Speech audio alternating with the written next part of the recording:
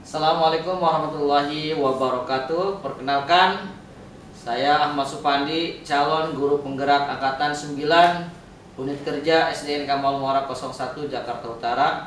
Pada hari ini saya akan melaksanakan tugas modul 3.1, yaitu pengambilan keputusan berbasis nilai-nilai kebajikan sebagai pemimpin. Untuk tugas kali ini saya akan melakukan wawancara dengan kepala sekolah SDN Kapuk Muara 01, yakni Pak Marjuni. Assalamualaikum Pak Marjuni. Waalaikumsalam Pak Irfan. Sehat Pak Mar? Alhamdulillah baik Pak Irfan. Terima kasih Pak Marjuni yang sudah berkenan waktunya untuk saya melakukan sedikit wawancara tentang tugas saya sebagai calon guru penggerak, yakni tentang pengambilan keputusan berbasis nilai-nilai kebajikan sebagai pemimpin. Pak Mar, selama ini kira-kira selama Bapak menjabat sebagai seorang pimpinan di salah satu sekolah, kira-kira bagaimana Bapak dapat mengidentifikasi kasus-kasus yang merupakan dilema etika atau rujukan moral? Terima Seperti kasih. apa Pak? Terima kasih Pak Irfan akan coba menjawab tentang langkah apa tadi?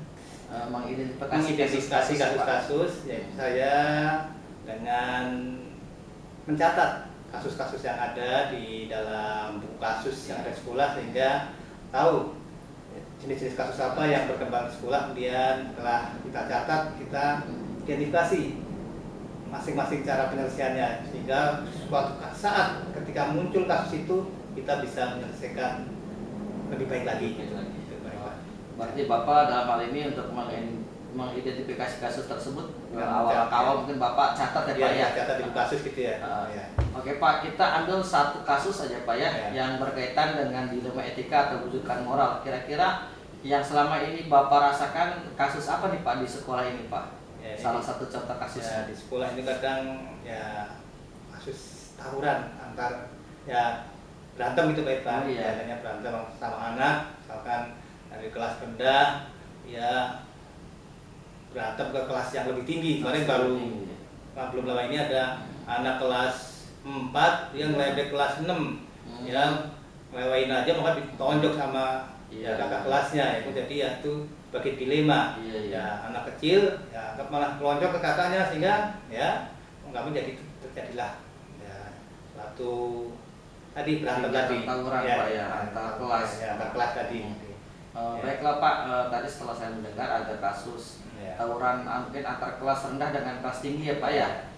Selama ini yang Bapak hadapi kasus tersebut, bagaimana Bapak menjalankan sebuah pengambilan keputusan di sekolah Bapak, terutama untuk kasus ini, di mana ada dua kepentingan Pak yang sama, bisa sama-sama benar atau sama-sama yang mengandung nilai kebajikan. Kira-kira pengambilan keputusan apa yang Bapak lakukan gitu, dalam kasus ini?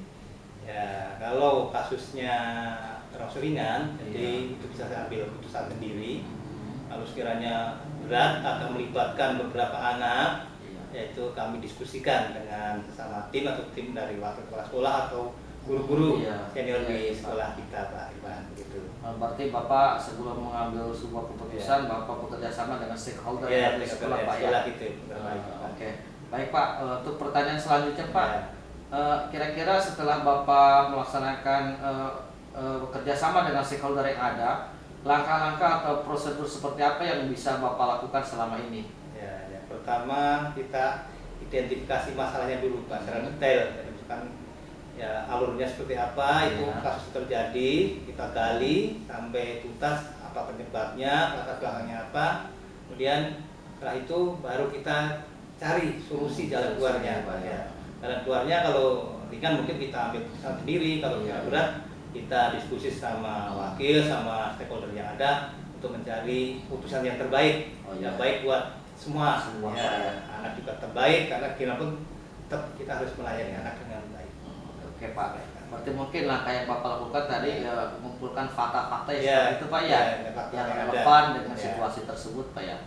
Nah setelah Bapak mengumpulkan fakta, langkah Bapak itu mengumpulkan fakta, hal apa saja nih Pak yang selama ini Bapak anggap efektif dalam pengambilan keputusan pada kasus-kasus dilema etika tersebut?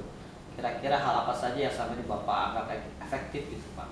Yang saya anggap efektif kalau kita untuk menyelesaikan suatu hal seperti itu, kita harus punya ketegasan Pak Ivan. Oh, iya. Yang pertama tegas dan ada keterbukaan. Jadi dan juga ada kejujuran juga sama pada semua pihak itu. Kalau tanpa ada ketegasan, ada keterbukaan, itu masalah itu tidak akan terurai Pak Ivan. Jadi itu kuncinya kita harus tegas, kemudian ada kejujuran sama yang terlibat tadi, dan juga ada keterbukaan. Yang terbuka sehingga masalah bisa terselesaikan. Pak. Bagus Pak. Ya. Selanjutnya Pak, ini saya ingin mengetahui juga kira-kira hal-hal apa saja yang selama ini merupakan sebuah tantangan nih Pak dalam pengambilan keputusan pada kasus-kasus dilema etika yang ada di sekolah Bapak. Kira-kira tantangan apa yang terbesar nih Pak dalam pengambilan keputusannya? Nah, kira-kira tantangan menurut Bapak apa ya dalam pengambilan keputusan?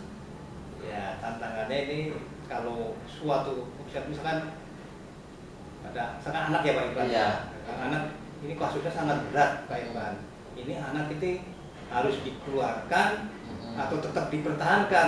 Nah, sementara itu kan ya Bang, misalkan pada kasus tawuran misalkan tawurannya antar sekolah gitu Pak Ivan ya, atau makanya sesama kelas itu kan, kalau di luar kan jadi itu kan harus perlu ya mengambil keputusan yang agak-agak berbeda itu tangannya.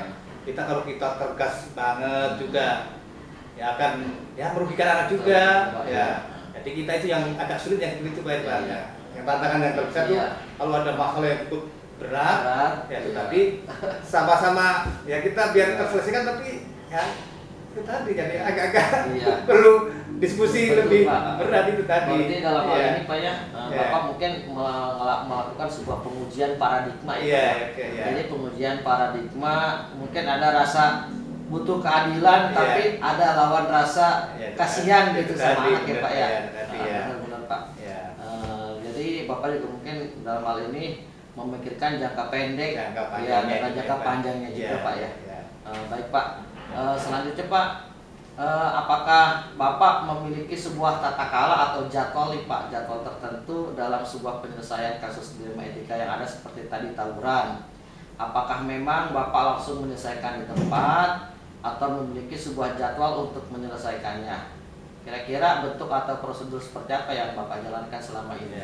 Kalau selama ini saya belum memiliki tata kala misalkan berapa bulan sekali, belum Pak Ivan. Jadi kita insidental, kalau kita menemukan suatu masalah harus kita selesaikan, ya kita tinggal tinjau masalahnya itu atau berat atau ringan. Ya kalau ringan ya tadi kita langsung selesaikan sendiri, kalau agak berat ya kita gali pelan-pelan sampai tuntas fakta yang ada seperti apa, kemudian kita cari ya akar permasalahannya apa, biar cara penyelesaiannya solusinya seperti apa. Ya, kalau perlu kita datangkan orang tua, kita panggil orang tuanya, intinya yang terbaik buat semuanya, buat anak baik, orang tua baik, dan sekolah juga terbaik. Akhirnya Pak Ivan. Iya betul Pak.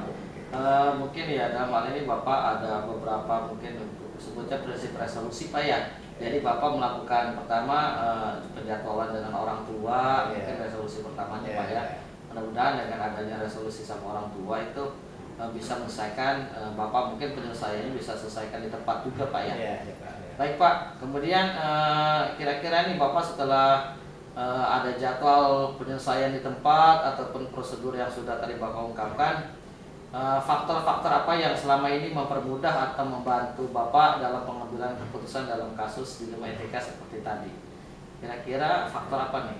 Adakah seseorang yang bisa mempermudah atau membantu Bapak dalam pengambilan keputusan? Terima kasih Pak Ivan. Jadi ya di sekolah tetap kita juga perlu bantuan stakeholder dari sekolah ya, karena tadi bilang tentu saya memberdayakan wakil yang ada, wakil kepala sekolah dan juga guru-guru yang ada. Kita ambil apa ya pendapatnya ya biar cari solusi yang terbaik, karena nggak mungkin semua permasalahan itu kita selesaikan sendiri. Harus bareng-bareng kolaborasi untuk menyelesaikan suatu masalah.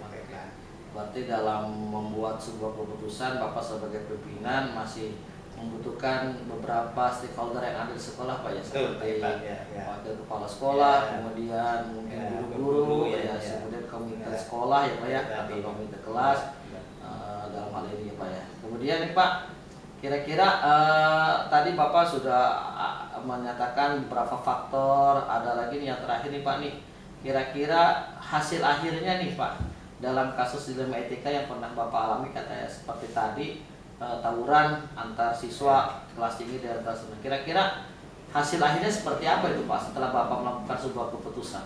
Ya, setelah akhirnya suatu permasalahan akan terselesaikan dan buat anak tentu ya akan menguntungkan buat anak ya. Jadi anak merasa tetap nyaman bisa belajar di sekolah dan tidak ada masalah buat di sekolah dan buat semuanya gitu Pak. Anak tersebut berarti apakah dikeluarkan atau memang masih tetap dipertahankan? Tetap gitu, kita Pak? bina dulu Pak Ipan dibina, ya. Pak. Ya, namanya gimana anak kita juga Iya, Pak Ipan betul, ya. Pak. Tetap kita harus ya. Kita halus dulu ya biar bisa menjadi lebih baik gitu. Oke Pak. Berarti dalam hal ini ada prinsip rasa peduli Pak ya. Ya. Baik Pak, dari semua hal yang telah Bapak sampaikan, pembelajaran apa nih yang dapat Bapak petik dari pengalaman Bapak dalam mengambil sebuah keputusan di Dharma Etika? Kira-kira adakah pembelajaran yang dapat Bapak petik itu dari pengalaman yang mengambil keputusan di Dharma Etika? Baik Pak Iban, jadi setiap permasalahan pasti ada solusinya Pak Iban. Iya, Pak. Ya, jadi kita jangan bosan-bosan ya.